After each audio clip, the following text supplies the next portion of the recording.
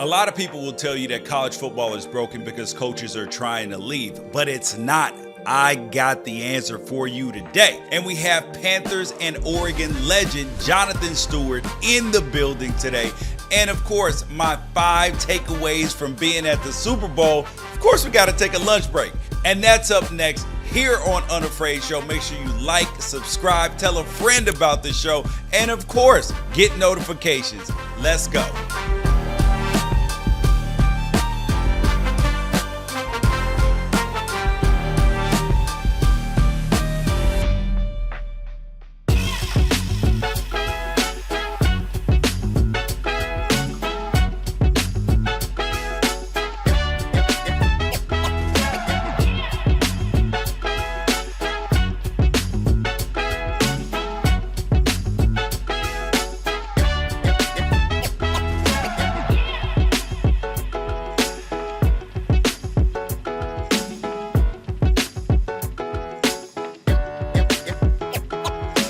After being in Las Vegas for Super Bowl 58, I had 5 takeaways that I think are important. Number 1, and my main takeaway from Super Bowl 58, is that the game should always be played in Las Vegas. I'm one of them people when people say whether it's football, baseball, basketball, hockey, F1, and they say, oh, it should always be in this same place. I normally don't subscribe to this, but in this case, a little bit different. And I get that people like to see the game move around, and now that Las Vegas has an NFL team, that's never going to go over well. But Sin City was built to host events like this. The Super Bowl is a week-long event, and Las Vegas is sustained by conventions as much as it is gambling tourists. Vegas knows exactly how to host, feed, shelter, and transport a few 100,000 visitors in a weekend. And that's all without a year of preparations just to have the infrastructure in place to bring the big game into town.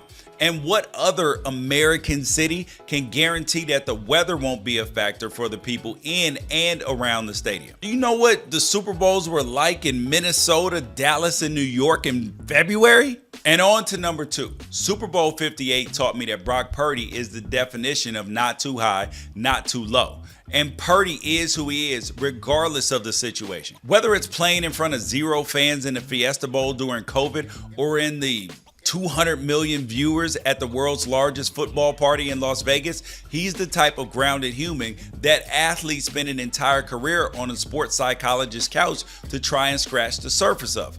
And maybe that's his it factor, because so much of this game is mental, and Brock Purdy shows that type of measured humility. He's got perspective and poise that professional golfers would kill for, but he's an NFL quarterback. And you'll have to excuse me for being surprised that somebody with Drew Brees' arm strength at 38 to 41 years old is able to go out there and play with the confidence that Drew Brees did at age 30. The world is out here trying to fit Brock Purdy into a box, but Brock Purdy knows who he is. It's us trying to figure it out.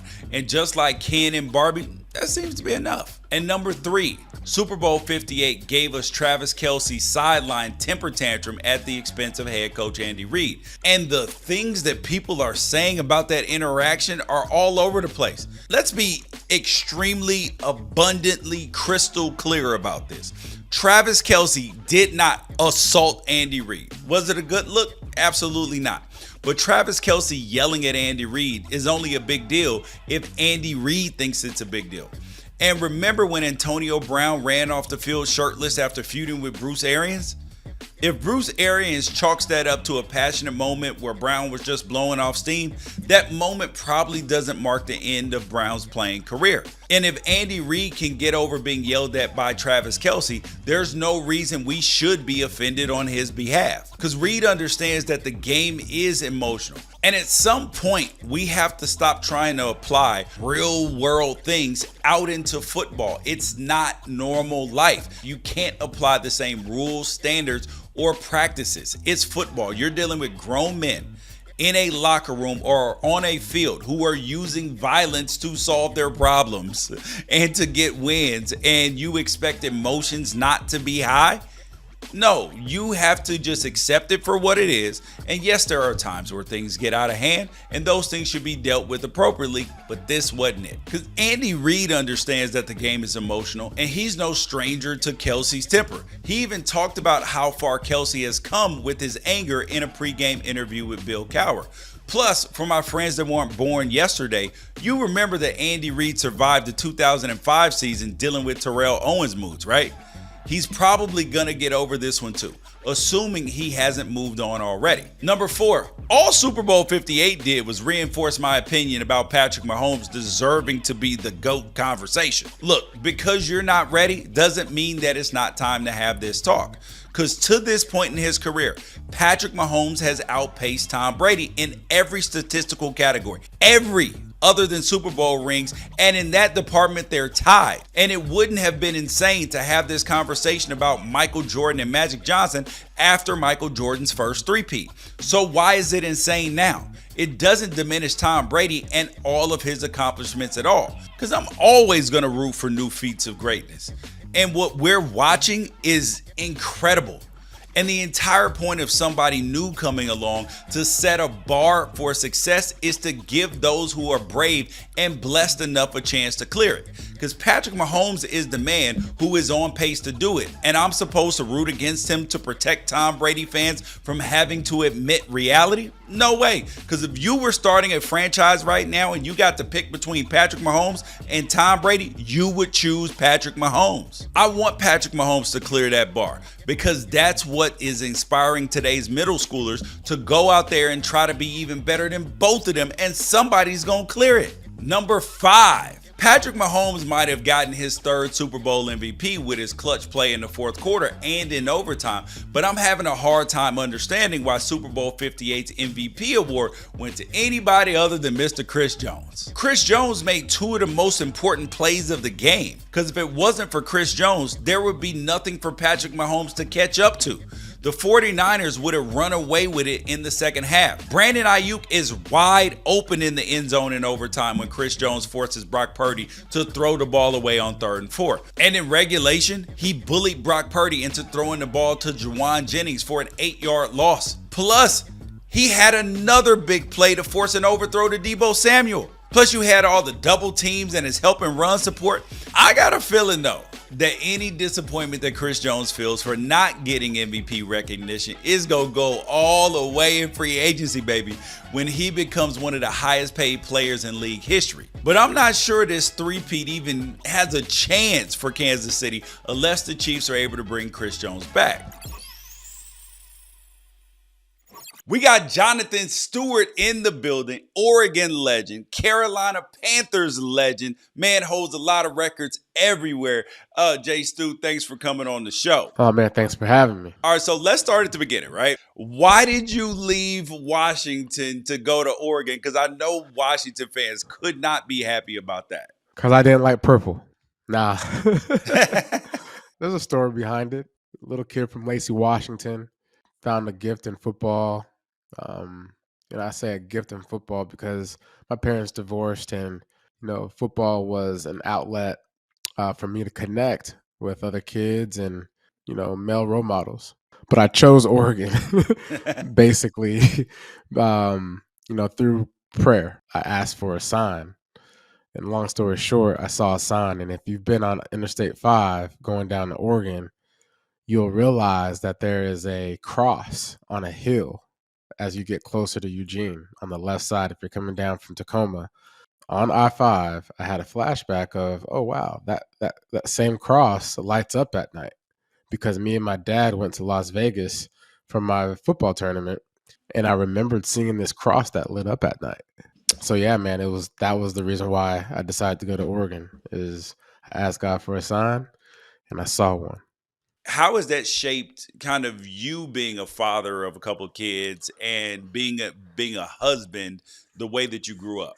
It's whenever you find yourself in generational curses, it's always a challenge that you're faced with every day to overcome those. And the challenge is to not to be that, not to be, the father that, shows weakness in times of the need for strength, and being able to have better communication skills and understanding that softness isn't weakness. Being soft is being vulnerable, and being vulnerable allows you to be a better human. Being a better human allows you to, be accepted in ways that usually end up as a gift. I mean, the true gift is, to be that person Yeah. for the people that you love.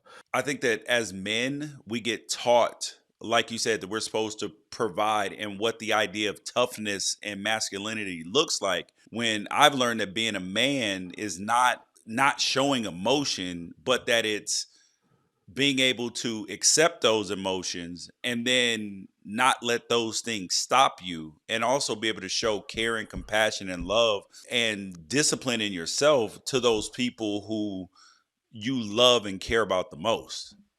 Yeah, that's spot on, man. Compartmentalizing is one of the gifts and curses of a great athlete. Yep. Um, because if you can compartmentalize, you're gonna be okay. That means Yep. you know how to focus, you know how to turn the on and off switch on, and be a serial killer one moment, and then be, a child of God the next. Yep. But The transition to college is sometimes very difficult, right? So I remember I went in, I redshirted my freshman year. The only person in our class that played was Keenan Howery. You come in and you're immediately a guy. Like what was your 4 years at Oregon? Well, 3 years at Oregon like? it was a little bit of a blur because I mean Terrence Whitehead, T like White. to this day, might be one of the most gifted like find the hole. Yeah. Like I don't know, he was Sneaky. just Yeah. and just sneaky. Like one of the best. He had the best feet. Kind of reminded me a little bit of like how Marshawn would find holes, right? Yep. Marshawn's obviously on a whole different level of running backs, but like it was a gift for me to be able to play behind Terrence Whitehead because I learned a lot. Learned patience. I learned the importance of saving your body, not taking so many hits. He always used to tell me, "Hey man, get down. Yes. Hey, Don't be taking all them you don't hits." get no trophies for this. So a lot of people would be shocked when they would hear that. They're like, hold on, hold on, hold on. A guy as good as Jonathan Stewart dealt with doubt at some point in time in his life. And you're like, he's highly talented. So how did you deal with that doubt and what helped you overcome that? Oh man, my faith. Um, God is God is not first in your life, man. Like you are bound to drizzle. So there's a lot of things that your mind hears, and it's a lot of things that your mind tells itself. The first thing that I put in my brain in the morning is I can do all things through Christ who strengthens me. It doesn't mean it's going to be easy. It just means that You can I do need to it. prepare myself. Yeah. You know what I'm saying? And if you stay ready, you don't have to get ready. And so if you are capable of just being ready and being in position for when your time does come, everything else settles. People always ask the question of like, man, what's the number one thing you ever had to overcome in your life? And I'll say self-doubt. Mm. If you're a person that can say, I don't deal with self-doubt, you're lying Yep. because everybody deals with self-doubt. Even And if Kobe you talks don't, if about that at times, like yeah, where he would. When people say, "Oh, I'm just so confident," you can be confident, but there are some times when you all alone and you say, I don't know about yeah, this." Then you got to yeah. get yourself back together. But you And are famous for also, in addition to being a football player, like a hell of a pianist. And we've seen videos of you playing the piano when you were at Oregon and all that. Where did that love of music come from? And how has that impacted your life? man, that came straight from my mom. My mom, for Christmas, got me a keyboard for my fourth grade Christmas, Yeah. third grade Christmas, and lo and behold, I sat down and I just started playing it, bruh. And my mom Wait, started so are you crying. self-taught? Yeah, I just figured, What? yeah. So my mom was like, "Wait a minute," and so there's, you can press the buttons that have songs on there, and it was Yeah. number 31, Slow Rock. And I was playing the piano to this song, making my own song out of this song that was invent, like, Yeah. part of the keyboard. And yeah, man. And ever since then, I just kind of always knew I could, you know, sit down and play by ear. And so when I got to college, that was definitely one of those outlets in Barnhart. They had a piano downstairs, and so kids would come in from being out at night, and I'd be sitting down there playing the piano, basically like a person that's in the In the lobby at in a hotel or something. the or in the airport, just Oh sitting there, yeah. just playing, like just trying to make Hmm. everybody else feel good. How big of a part of your life is music now? It's a huge part, man. It's crazy. The older we get, right, we turn into our parents. Like, what y'all listening to? Yeah, We need to y'all turn listen that to crap off. all that hippity hoppity. What? What they talking about? Yippee yapping and yippee yippee yippee woo boo boo boo boo. And so, man, it's really crazy because like I've gravitated towards a lot of different types of music: country music, Yep, me rap, too. R and Yep. B, EDM, and Now I want to fast forward to them Carolina Panthers years because you got a chance to play with some really good players. Christian McCaffrey toward the end of your career, but obviously the biggest name was Cam Newton. You played with Greg Olson, like some really really good players.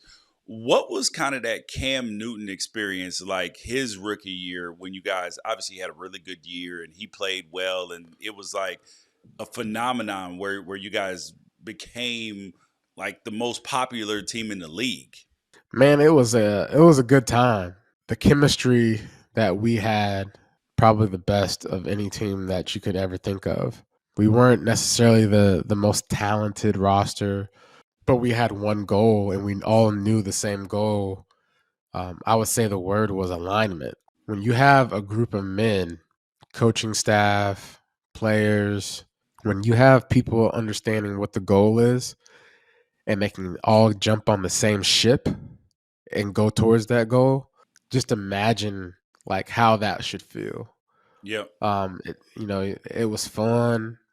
People, so much laughter in that locker room that year, but it was just fun. It just came easy. It was a bunch of smart football players realizing that, hey, we have something pretty special here. Yeah. I actually care about you. That's That's rare. really what it is, and that's Yeah. like, and I'm talking about, I can look at the whole roster and say, oh, I know that guy's family. I know this. I know his kids. I know where he's from. I know what joke to play on him. I know what Yeah. name to call him to make him mad. I know what he likes to eat. Like, I know where his cleats are. I know, like, what I'm saying. Like, Yeah. I know what to do to piss him off in practice. It was just one of those years where you just look back and you say, "Man, I'm so glad to be a part of that." It had to be wild in that locker room because I know Steve Smith and man, boy oh boy, especially him at that point in time, man. That man, I would have nicknamed him Volcano because he was Nah, no, always man. ready to. Listen. He's Steve Smith is one of the rawest, most authentic people on this planet. And that's rare. They don't make people like Steve Smith anymore. And they probably, I guarantee you, there's not another person on this planet that's like Steve Smith. He gives a team a baseline. You know what I'm saying? Like, Yeah. hey, this is the BS meter, and it's all the way down there, down to the ground. It's at the floor. You got guys like that on a team that's like, hey, look, no, we ain't with that. But you can do all this other stuff though, right? Like Yeah. we can joke, we can laugh, we can play, we can whatever, but we ain't with the BS. And that's how you really develop a manhood. Because all the BS is just a waste of time. For right now, we're in this locker room. I got business to see about. Remember on Saturdays, we'll have like donuts. The rookie offensive lineman will go get donuts. And one of the things that I always was mindful of was to hold on tight to whatever I was eating. Yeah, I can see it knock it out your hand. Yes. You don't want that. Or it'll be the last bite too, bro. And so you got that big brother that just like, I'm gonna get you. In the locker room, when people ask like, "Do you miss it?" It's like, nah, you don't really miss the games. you miss those interactions. Yep. This is the question that we ask everybody who has come on the show, which is, in your life, what has been your biggest leap of faith? Man, I would say my biggest leap of faith was declaring for the draft. And I say that because that's how I felt. And it goes back to that self-doubt. Everybody else might believe in me or see me in a certain light. But, me having that injury, my last year, my toe injury, ended up playing in the bowl game. And I ended up having a good game on a messed up toe. Wait, hold on. So you went for 23 carries and 253 yards against UCF and was the Sun Bowl MVP on a bad toe? Yeah, on a toe that I ended up having surgery on in March of the year that I got drafted. I remember Coach Cam saying, like, nah, this is your time. You need to go. Get up out of here, player. Get up out of here. You did what you're supposed to do. You rushed for 2 C notes, and now you out of here. And so Coach Cam really gave me some confidence in, who I was as a player, as a man. I looked at him, still to this day as one of those fathers that I feel like God placed in my life.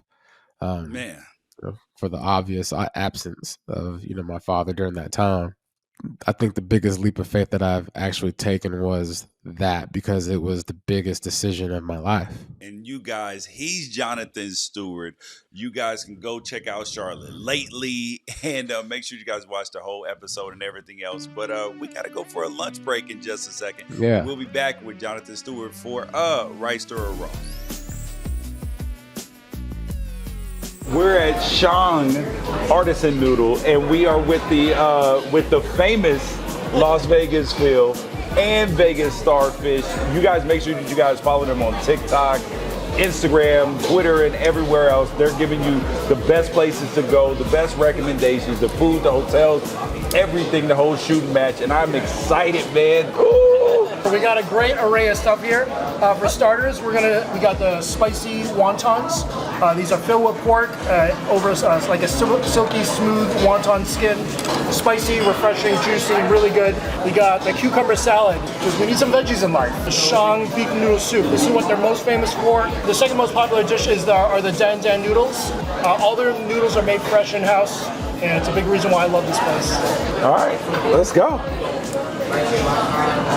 These are super pan-fried beef pancakes, kind of like a xiaolong bao and a dumpling got pan-fried. They're super juicy. A lot of people kind of pick it up and have it squirt out the end. Man, so we just finished a great meal at Shang Artisan Noodle, and the meal was so good, but I will have a piece of advice.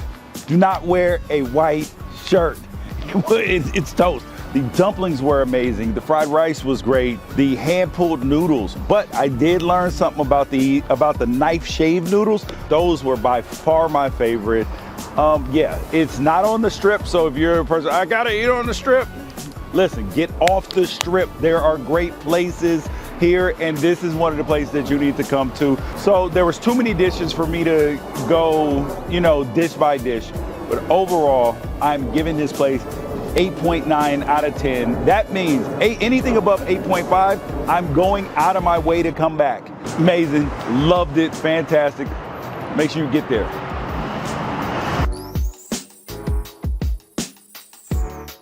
And now we're back with Jonathan Stewart for Wrighster or Wrong. Jonathan, am I Wrighster or am I wrong? If Jonathan Stewart weren't a football player, we would still know who Jonathan Stewart is in the world of music. Wrighster. Am I Wrighster or am I wrong? Your best game in college was at Washington. Only time you got a chance to play there. 31 carries, 251 yards, 2 touchdowns, 20 yards receiving, a 34-yard kick return.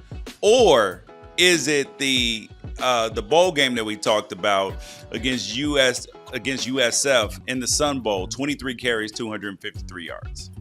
Man, that's actually a tough one, because all my life I was actually thinking to myself, the UW game was my best game of my career. But once you actually put that together, it actually makes me realize that that Sun Bowl might be my best game simply for the fact that I was hurt. And I knew it was on the line. I knew that there was an opportunity there for me to really, pave the way.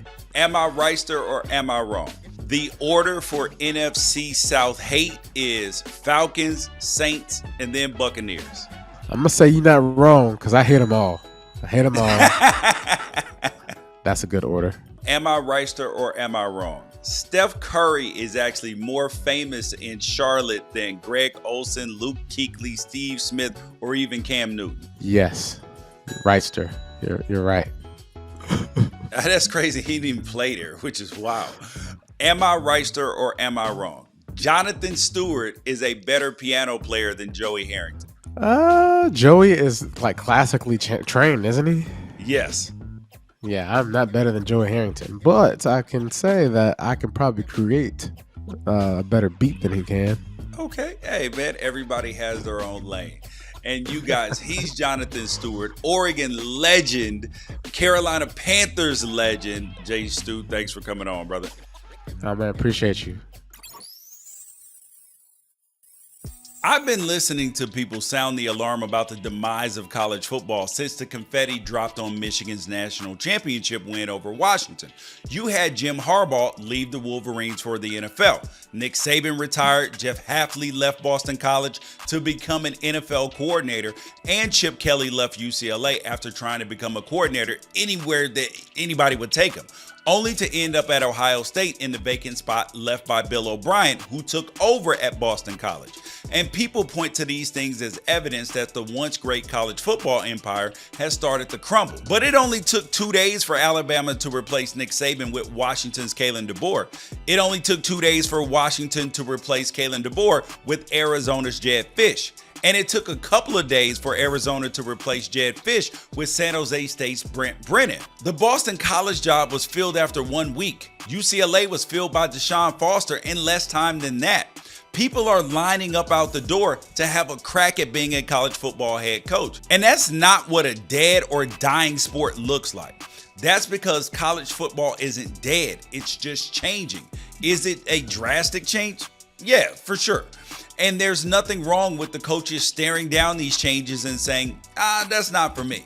Because in fact, it's refreshing. But I want to take a second to be intellectually honest about whether or not that's actually what's taking place. Because Jim Harbaugh didn't leave Michigan because he hated the transfer portal, NIL, or player empowerment. He was actually doing the opposite. He was complaining constantly that college football wasn't changing fast enough and he wanted profit sharing. Nick Saban was the second oldest coach in the country behind Mac Brown. He would have been 73 heading into the SEC's annual November Cupcakes, and he's not eternal. How many 73-year-olds do you know that are able to put in 15 hours a day for 11 months a year working around young people? And if you think that man lets societal changes dictate his decisions, explain how he won 9 of his 11 SEC titles in the age of social media without ever being on social media. And don't get me started on Chip Kelly. He's a good dude and I like him and a good football coach. But it would be one thing if Chip Kelly had mastered college football prior to the transfer portal and NIL, but he's always done his own thing.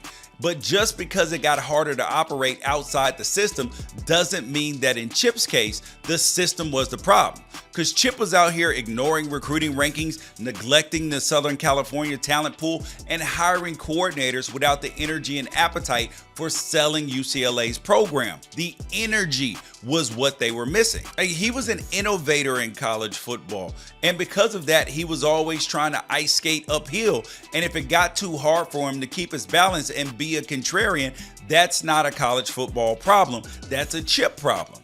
And now the Jeff Hafley thing is alarming because logic tells you that if you're young, energetic, and have a high-paying head coaching job somewhere that you're starting to gain some traction at, taking a step back to become a coordinator sounds illogical, right? But the quality of life in the NFL is better than it is in college. And Hafley's camp said that for him, college football was becoming less and less about coaching players, and he wants to get back to that. And that's understandable. but one case doesn't make a trend. And even if it is the start of a trend of head coaches stepping down because they don't feel equipped to handle all the responsibilities of the new landscape, that's not a bad thing. We need their knowledge, but as fans, we don't want unqualified, unmotivated dudes hanging on for a check. I've never been a college football coach, but I have a lot of friends in the profession and respect the hell out of the grind that it takes to not only thrive as a developer, recruiter, and schemer, but also be open to all the changes taking place in the game. But I don't want to hear any of them complain now. Not even one of them. When I've never heard any of them complain about the freedom of movement that has always been afforded to the coaches, or the market value that helps them have access to salaries that most Americans will never see in their professions. And to the fans threatening to abandon the game that they once loved, do you not see the irony that the changes that are frustrating you and supposedly ruining college football are that the players have a fraction of the ability to act like their coaches now? Maybe the problem isn't the players having expanded rights. Maybe the problem is that the NCAA spent way too long fighting against expanded rights, and that they missed an opportunity to make football players employees of the university who are beholden to contracts and have protections that would allow coaches to get back to focusing on development, and protect players from coaches being able to push them into the portal instead of, doing their jobs. And I'm not going to negate people's feelings or push them away from college football. Although if you do pull a Jeff Hafley and you move on, you need to know the game will be fine without you. And what I'm trying to do here is point out that the sport you love is going through puberty. It's a little awkward right now, covered in acne, it's moody, dramatic, wearing clothes once before they outgrow them. But this is all a natural metamorphosis, and because of the NCAA's artificial hormone suppression, I'd be even say that this is a case of late blooming. But college football will come out of this much, much stronger because the game is strong. And as long as the NCAA gets out of the way, players will be able to share in the profits their efforts generate. The television networks, apparel companies, and bowl sponsors eventually will take the burden off of fans for player compensation, as well as provide the Title IX funds that ensure a thriving existence of women's sports. The universities will then hire general managers in charge of talent acquisition and contract negotiations. And the coaches that aren't comfortable and insecure about what their players earn will have stuck around long enough to get back to what they wanted to do in the first place, which is coach football. But maybe I'm just an optimist. Maybe the pessimists are right. And the NCAA deciding to force amateurism down our throats while the coaches, administrators, TV network executives, and corporate partners built generational wealth, then treated the players like cattle, and then bragged about trading office equipment for labor as a character building exercise. Was college football at its best? Or maybe, just maybe, some change and growing pains are a good thing. Let that sink in. We need to talk about the 49ers head coach Kyle Shanahan. At this point, the slander needs to stop, because all I've seen since the Kansas City Chiefs scored the game-winning touchdown in Super Bowl 58 was Shanahan blew it again. Yes, he was the offensive coordinator who built the 28-3 third quarter lead on the Patriots in 2017. He didn't make Jake Matthews hold and take the Falcons out of field goal range to end the third quarter. He didn't make Devontae Freeman miss a block that got Matt Ryan sacked. He didn't make Matt Ryan fumble on that sack. He didn't make Jake Matthews hold a second time with under 4 minutes left to take the Falcons out of field goal range again. You know what else Kyle Shanahan didn't do? He didn't give up the game-tying drive or two-point conversion or overtime touchdown that secured the biggest comeback win in Super Bowl history. And of course, you have the 2020 Super Bowl where San Francisco led the Kansas City Chiefs 20-10 with under 10 minutes left in the game. And then something clearly happened to Jimmy Garoppolo, who was 17 of 20 before he spent the second half of the fourth quarter missing receivers and holding the ball too long. And maybe that is Kyle Shanahan's fault. But maybe Kyle Shanahan deserves credit for getting Jimmy Garoppolo there in the first place. And maybe he's just got to hit Emmanuel Sanders wide open and you got a touchdown. Let me repeat that in a way that people are going to look back on in 20 years as proof of Kyle Shanahan's genius. Kyle Shanahan won 4 playoff games with Jimmy Garoppolo, averaging 128 passing yards per game and a 1-to-3 touchdown to interception ratio. That's like being ahead in the last lap of the Daytona 500 despite 3 flat tires and sand in the gas tank. But we want to blame the driver though. And this year the 49ers had a lead in both regulation and overtime with less than 10 seconds to go on the clock. And I get that winning and losing is a zero-sum game, and to some, Kyle Shanahan's record of losing leads in the Super Bowl is alarming. But do you know how many people with a lifetime of coaching experience never get the opportunity to actually blow a lead in a Super Bowl? You got to get a lead to blow a lead. Kyle Shanahan is 44 and he's built San Francisco into a consistent NFC powerhouse. You know who else had teams consistently knocking on the door in his mid-40s? Andy Reid. That man got knocked out in the NFC Championship 3 times before he finally made it to the Super Bowl, where he got an early lead on Tom Brady, and then Tom Brady did what Tom Brady does. Kyle Shanahan is out here having to replace coordinators every year because of his success. He has a 7th rounder at quarterback, and he still had a lead on Andy Reid and Patrick Mahomes in overtime in the Super Bowl. And some of you take that whole close only counts in horseshoes and hand grenades thing way too seriously. Take a lesson from Andy Reid. If somebody can get you to the table over and over again, it's only a matter of time before you get to feast. So count Kyle Shanahan out all you want to. Make fun of him for blowing leads in the game, unless you're a Patriots or Chiefs fan your team had nothing to do with. But you and I both know. You would drop your favorite team's entire staff just to bring Kyle Shanahan in, because you know that if Kyle Shanahan is at the wheel, you're going to see the finish line, even if the car breaks down right before it crosses. You guys, that's the Unafraid Show. Make sure that you like, subscribe, tell a friend about it, get notifications, because sharing means we can continue to bring great, dope content to you. Catch you next week.